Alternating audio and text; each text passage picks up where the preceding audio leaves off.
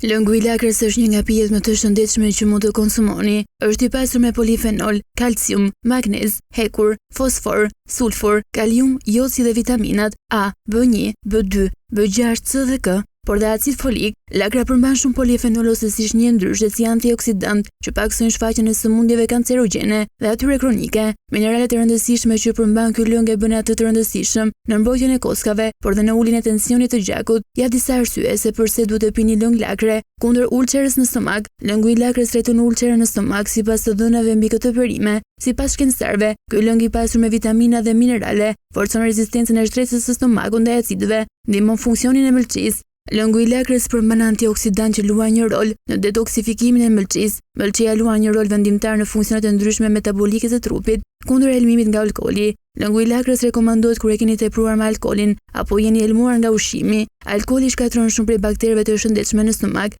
dhe vitaminave apo mineraleve. Mirëmbrëma të dashur miq nga televizioni i NTV-s. Uroj që t'jeni sa më mirë dhe uroj që t'jeni të gjithë të paq në familjet tuaja. Sot do diskutojmë së bashku për një temë shumë të rëndësishme dhe bëhet fjalë përsëri për stomakun, për shqetësimet në stomak dhe do të themi atë eliksir i cili ndihmon dhe redukton apo ka efekte antibakterial. Domethënë një eliksir i cili bëhet shumë lehtë dhe që është përkundrejt problematikave të stomakut, si gastritet, reflukset, fryrjet e stomakut, madje parandalon ulçërën e stomakut dhe ka veti antibakteriale, pra redukton prodhimin ose kolonizimin e Helicobacter pylorit. Është një metodë e cila nuk ka asnjë efekt ansor, ndryshe nga medikamentet, të cilat kanë efekte ansore. Ky proces ose kjo gjë, ose kjo përgatitje është edhe preventuese, pra është edhe, mund ta themi parandaluese, por është edhe kuruese, kurative, bimore, e cila nuk ka asnjë efekt ansor. Kjo ka studim shkencor në PubMed të vërtetuar shkencërisht. Bëhet fjalë se si ne të reduktojmë ulçrat e stomakut, se si ne të reduktojmë kolonizimin e Helicobacter pylorit, të mbrojmë mukozën e stomakut, të reduktojmë dhimbjet dhe të eliminojmë refluksin. Refluksi është rikthimi ose regurgitimi i lëngjeve gastrobiliare, gastroduodenale, nga pjesa e sfinkterit gastroezofageal deri në pjesën e gojës. Domethënë, cili është ky eliksir magjik? Pa mendojeni pak? Eliksiri magjik që përdoret ose që lehtëson dhimbjet e stomakut dhe që rigjeneron, forcon qelizat e stomakut. Këtë eliksir mund ta përgatisim të gjithë. Bëhet fjalë për lëngun e lakrës së bardhë që ka efekte antibakteriale ndaj Helicobacter pylorit dhe përkundrejt problematikave me ulçërën e stomakut. Vijojmë pak tek imazhet e para. Do të themi si përgatitet, doza e saj, cilat janë flavonoidet, cilat janë komponentët bioaktiv, biologjik që ndihmojnë dhe ndërtimin e mukozës së stomakut. Shumë njerëz ne i kemi dëgjuar që kanë shqetësime në stomak edhe që përdorin pantoprazol. Pra që përdorin pantodeng, antiacid, madje deri tek antibiotikët. Përdorin medikamente të cilat reduktojnë simptomat, por në fakt nuk zgjidhin shkakun kryesor.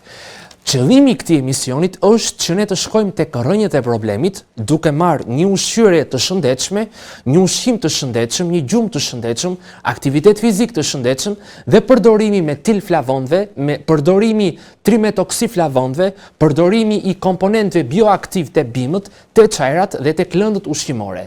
Dhe lëngu ose lakra e bardhë përmban disa komponent magjik biologjik, të cilat rigjenerojnë qelizat të cilat prodhojnë mucina, të cilat ndodhen në pjesën e fundusit dhe të cardia ventricularus gaster, domethënë te pjesa e sipërme e qafës, këtu kemi stomakun, dhe lëngu i lakrës së bardhë përmban flavonoid tepër esencial, komponent bioaktiv që reduktojnë proceset inflamatore në stomak. Tani të gjithë e dim se ne, nëse kemi dhimbje në stomak, kemi patjetër dhe shqetësime të tipit. Nga reduktimi ose nga ulja e acidit në stomak, ne kemi myk, ne mund të kemi SIBO, pra rritje baktereve të këqija në zorën e hollë, bakteret e këqija ose mbeturinat, fermentet ushqimore ose fragmentet ushqimore të papastra, nga koloni transudojnë ose depërtojnë për në zorën e hollë duke depërtuar në ileum dhe në jejunum. Dhe aty pastaj bëjnë dhe çrregullime ose ulje të funksioneve enzimatike. Por kujdes, Antiacidët ose medikamentet cilat quhen Pantodeng përdoren për të reduktuar acidin në stomak. Por nuk trajtojnë shkakun. Shkakun e trajton ushqimi i shëndetshëm, eliminimi i ushqimit pas orës 20, konsumimi ujit me flavonoid, konsumimi ujit alkalin, përtypja e mirë e ushqimit, aktiviteti fizik dhe të gjitha parametrat të cilat lidhen me një ushqyerje të shëndetshme, sepse reduktojnë vetëm simptomat medikamentet, sepse ka dhe produkte të tjera të cilat reduktojnë vërtet inflamacionin. Dhe shumica e rasteve kur ne themi se kemi Helicobacter pylori, themi se është bërë nga aciditeti i lartë. Në fakt, mbeturinat ushqimore të cilat mund të bëhen nga ulja e funksionit e enzimave. Është një enzim në zorën e hollë e cila quhet adenozin dezaminaza dhe adenozin dezaminaza zakonisht ul funksionin e acidit adenilik dhe të adenozinës. Është edhe një enzim tjetër e cila quhet enteropeptidaza intestinale ose enterokinaza që aktivizon në formë aktive enzimat e inaktive ose enzimat të cilat janë prodhuar nga pankreasi. Do me thënë, aciditeti i pakët është problematik ose është fillimi shumë problemeve shëndetësore në trup. Dhe ngatrohet me aciditetin e lartë. Do thoni ju, po si kam mundësi atëherë, unë e kam pasur aciditetin e lartë, unë kam marrë mjekime, kam bërë gastroskopi. 80% e njerëzve kanë aciditet të pakët. Aciditeti i pakët, çfarë bën të mundur? Stomaku ka dy dyer, mund të shkojmë pak te fotot e stomakut. Stomaku ka dy dyer që njëra ndodhet në pjesën e sfinkterit, atëherë këtu jemi te stomaku. Ky është sfinkteri gastroezofageal që ndodhet në pjesën e sipërme, që është pjesa e regionit të kardias dhe të fundusit, dhe këtu jemi në zonën e korpusit, antrumi dhe sfinkteri i pilorit ose sfinkteri pilorik. Këtu është bulbi duodenal, që fillon duodeni ose pjesa fillestare e zorës së hollë. Tani, këtu nëse ka prodhim të pakët të acidit kloridrik, aktivizim të pakët pepsinës, mbeturinat ushqimore që do të jenë nga zora e hollë, do të vinë përsëri në stomak. Dhe aty do të kemi pjesën e fermenteve ushqimore, do të kemi peptide bakteriale, do të kemi peptidoglikan bakterial, do të kemi copëtimje të papastra ushqimore, të cilat ato mund të jenë tripeptide, dipeptide, oligopeptide, do të kemi disa polisakaride ose vargja të mesme të atomeve, vargjet mesme të sheqerit, të cilat janë të lidhura me anë të lidhjeve glikozidike. Do me thënë, në shumicën e rasteve, kur kemi problematikat me gastritin, me fryrjen e barkut, ne kemi aciditet enzima të reduktuara. Rreth 20% janë ato raste që bëhet pjesa ulçërës, që është nga aciditeti i lartë. Por sot ushqimet nuk ofrojnë një aciditet të shëndetshëm të stomakut dhe pantoprazolët reduktojnë pompën ATP, adenozin trifosfataz dhe hidrogen, sepse stomaku prodhon hidrogen, stomaku prodhon bikarbonate HCO3. Pra, aspekti fiziologjik, ndërtimi i muskulaturës së stomakut është tepër i rëndësishëm.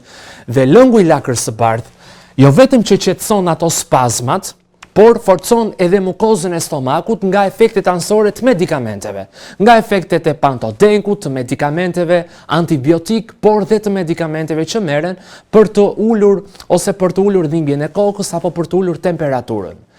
Medikamentet që dëmtojnë më së shumti mukozën e stomakut janë qetësuesit, paracetamolet, janë medikamentet cilat përdoren antibiotikët, antiinflamatorët, shkatrojnë ose dëmtojnë mukozën e stomakut, pjesën e epitelit apo muskulaturën e lëmuar të antrumit.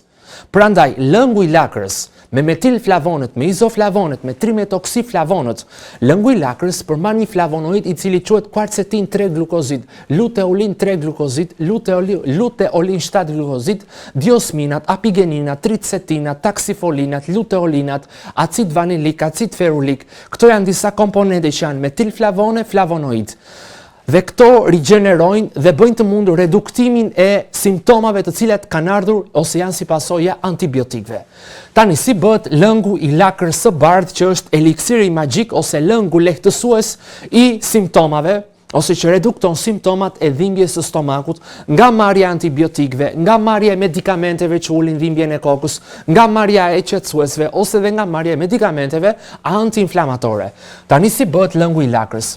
Mund të marrim një shtrydhse dhe një mikser dhe mund të marrim 100 ml ujë ose 200 ml ujë, mund të marrim disa të prera të lakrës dhe mund t'i vendosim në shtrydhse ose në pjesën e mikserit.